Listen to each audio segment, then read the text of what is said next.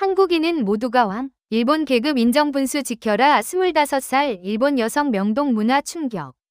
오늘 한일반전이 이야기는 한국 모두가 왕. 일본 계급 인정이란 근본적 사고방식 차이입니다. 25세 일본 여성 사쿠라가 한국을 방문하려 2024년 3월 도쿄 하네다 공항에 도착합니다. 엄마, 정말 괜찮아요. 한국은 안전한 나라예요. 사쿠라, 너는 우리 집안의 딸이잖니. 함부로 행동하면 안 돼. 항상 분수를 지켜야 해. 어머니의 마지막 말이었습니다. 분수, 즉 미노타케. 일본 사회에서 가장 중요한 단어 중 하나입니다. 사쿠라는 도쿄의 평범한 중산층 가정에서 자랐습니다. 아버지는 회사원, 어머니는 전업주부. 어려서부터 배운 것은 자신의 위치를 알고 그 위치에 맞게 행동하라 는 것이었습니다. 대학도 사립대학. 사쿠라, 너는 도쿄대학 갈 집안이 아니잖아. 분수에 맞게 적당한 대학 가면 돼. 선생님의 말씀이었습니다. 취직도 마찬가지였습니다. 대기업은 명문대 출신들이 가는 곳이야. 너는 중견기업에서 성실하게 일하면 돼. 아버지의 조언이었습니다. 사쿠라는 의문을 품은 적이 없었습니다. 그게 당연한 줄 알았으니까요. 하지만 회사 생활 3년 차 뭔가 답답함을 느끼기 시작했습니다. 사쿠라상, 커피 좀 타다 주세요. 과장의 명령이었습니다. 사쿠라상, 회의록 정리 부탁해요. 부장의 지시였습니다. 대학을 나왔지만 회사에서 하는 일은 허드렛 일뿐이었습니다. 이게 내 분수인가? 그러던 중 회사에서 한국지사로 3개월 파견 기회가 생겼습니다. 사쿠라는 한국에 대해 조사한 자료를 다시 읽었습니다. 한국 우리랑 비슷한 유교 문화권이지만 뭔가 다르다는데. 2시간 후 인천공항와 공항부터 달랐습니다. 직원들의 태도가 일본과 확연히 달랐습니다. 어서 오세요. 한국 처음이세요? 입국 심사관이 웃으며 물었습니다. 일본에서는 상상할 수 없는 친근함이었습니다. 네, 처음입니다. 좋은 여행 되세요. 한국 음식 많이 드세요. 사쿠라는 놀랐습니다. 공무원이 이렇게 친절하고 격이 없이 대할 수 있다니. 호텔에 짐을 풀고 사쿠라는 명동으로 향했습니다. 진짜 충격은 지금부터였습니다. 명동 거리의 충격. 여기는 모두가 주인공인가? 어서 오세요. 화장품 가게 점원이 큰 소리로 외쳤습니다. 사쿠라는 가게에 들어갔습니다. 언니, 뭐 찾으세요? 점원이 다가왔습니다. 저 립스틱 좀. 아, 립스틱이요? 언니 피부톤이 쿨톤이시네요. 이거 어때요? 점원은 자신감 넘치는 태도로 제품을 설명했습니다. 사쿠라는 놀랐습니다. 일본에서 점원은 항상 고개를 숙이고 공손하게 말합니다. 저 죄송하지만요. 아니, 죄송할 거 없어요. 언니가 손님이잖아요. 네? 편하게 물어보세요. 제가 다 설명해 드릴게요. 점원의 눈빛이 달랐습니다. 자신감이 넘쳤습니다. 일본에서 점원이라는 직업은 서비스업, 즉 낮은 계급으로 여겨집니다. 하지만 이 한국 점원은 마치 자신이 화장품 전문가인 양 당당했습니다.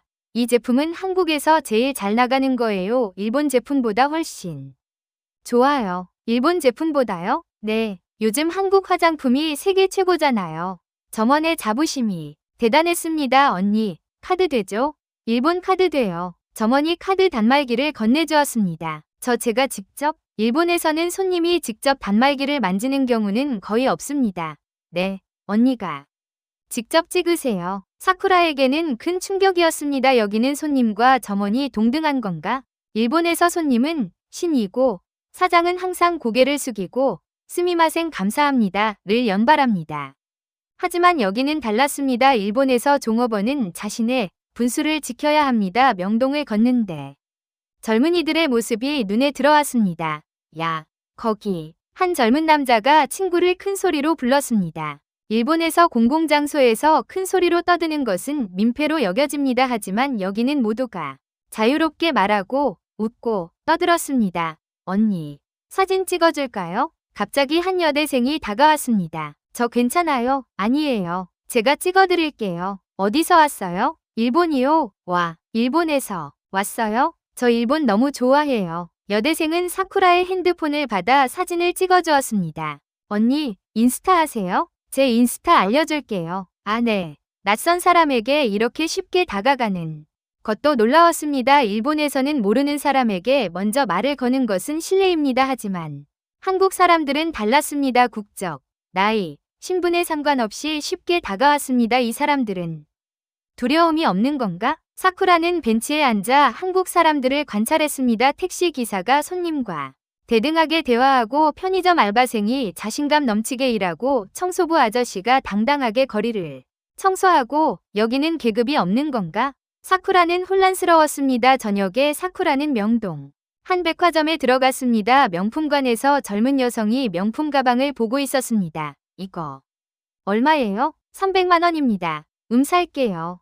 젊은 여성은 망설임 없이 카드를 꺼냈습니다. 일본에서 20대가 300만 원짜리 가방을 사는 것은 흔한 일이 아닙니다. 부모 돈인가? 아니면 빚을 낸 건가? 하지만 여성의 태도는 당당했습니다. 엘리베이터를 타는데 한 부부가 탔습니다. 여보, 오늘 저녁 뭐 먹을까? 부인이 물었습니다. 당신이 정해. 아니, 당신이 정해봐. 우리 뭐 먹고 싶은 거 먹자. 평등하게. 일본에서는 남편이 결정하고 아내가 따르는 경우가 많습니다. 하지만 이 부부는 달랐습니다. 서로 대등하게 대화했습니다. 다음 날 사쿠라는 남산타워에 가기로 했습니다. 케이블카를 타는데 부모님과 20대로 보이는 아들, 딸이었습니다. 아빠, 나 배고파. 딸이 말했습니다. 그래? 위에 가서 먹자. 뭐 먹을 건데? 네가 먹고 싶은 거. 진짜? 나 스테이크 먹고 싶은데? 그래, 먹자. 오늘은 특별한 날이니까. 사쿠라는 놀랐습니다. 일본에서 딸이 아버지에게 이렇게 대놓고 자기 의견을 말하는 경우는 드뭅니다. 특히 스테이크 먹고 싶다는 식의 요구는 더더욱. 일본에서는 아버지가 정하신 대로 하겠습니다 라고 말하는 게 예의입니다. 뭐 먹고 싶어? 아버지가 아내에게 물었습니다. 나도 스테이크 괜찮은데? 그럼 우리 다 스테이크 먹자. 가족 모두가 동등하게 의견을 나눴습니다. 아들이 말했습니다. 아빠, 나 다음 주에 회사 그만둘까봐. 왜? 무슨 일 있어? 아니, 그냥 하기 싫어서 창업하고 싶어. 창업? 뭘? 카페 내가 좋아하는 거 하고 싶어. 일본에서 아들이 아버지에게 회사 그만두고 싶다고 말하는 것은 큰 용기가 필요합니다. 특히 하기 싫어서라는 이유로는 더더욱. 그래? 좋은 생각이네. 하고 싶은 거 해. 진짜? 응, 인생 한 번뿐이잖아. 네가 하고 싶은 거 해. 사쿠라는 충격을 받았습니다. 아버지가 아들의 의견을 존중하다니. 일본에서 아버지는 권위의 상징입니다. 아버지의 말은 가정의 법입니다. 하지만 한국은 아들을 동등한 인간으로 대했습니다. 엄마, 한국은 일본과 정말 달라요. 여기 사람들은 모두가 왕 같아요. 잠시 후 어머니의 답장이 왔습니다. 왕 같다니 무슨 뜻이니? 예의가 없다는 뜻이니? 아니야, 예의가 없는 게 아니라 평등한 거야. 하지만 어떻게 설명해야 할지 몰랐습니다. 사쿠라는 호텔에서 노트북을 켰습니다. 한국과 일본, 왜 이렇게 다른 걸까?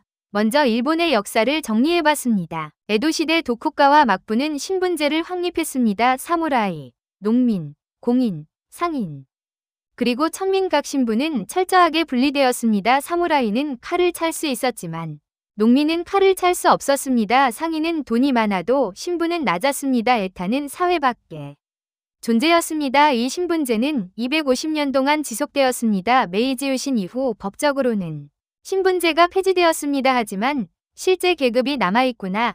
사쿠라는 자료를 읽으며 깨달았습니다.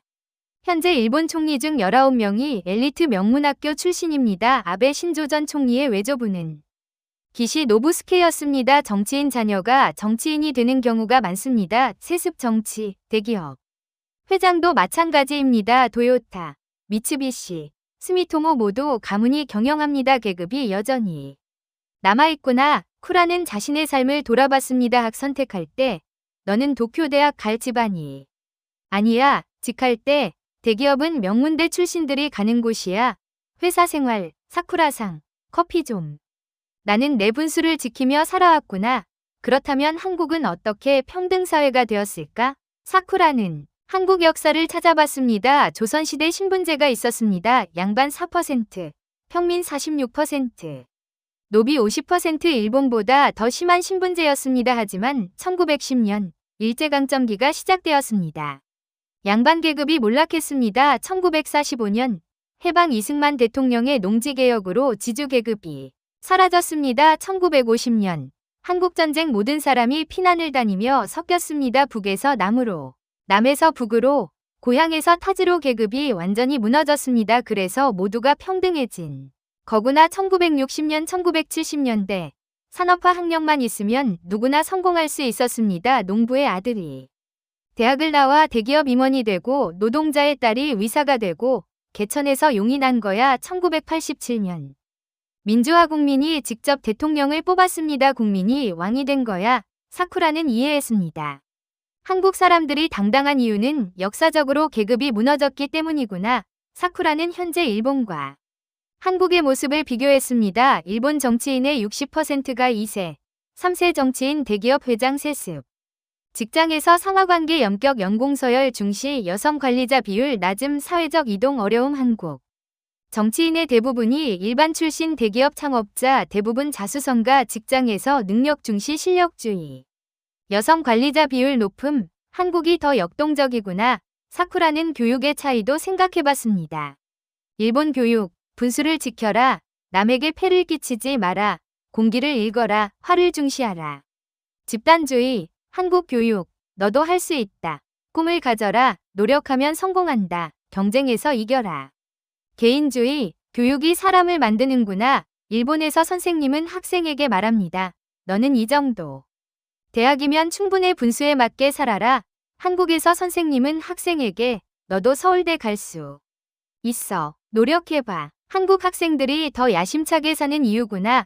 사쿠라는 미래를 생각해봤습니다. 4차 산업혁명 시대에는 창의성이 중요합니다. AI, 빅데이터, 사물인터넷 모두 새로운 아이디어가 필요합니다. 일본 계급사회에서는 창의성이 억압됨, 분수를 지켜라 는 사고방식. 실패를 두려워함 도전정신이 부족합니다. 한국 평등사회에서는 창의성이 발휘됨, 나도 할 수 있다 는 사고방식. 실패에도 다시 도전정신 강합니다. 미래는 한국이 더 유리할 수 있겠구나. 실제로 한국은 빠르게 변화하고 있습니다. 삼성, 현대, LG 세계적 기업 BTS, 블랙핑크 세계적 아티스트 K드라마 전 세계에서 인기. 한국이 일본을 앞서가고 있어.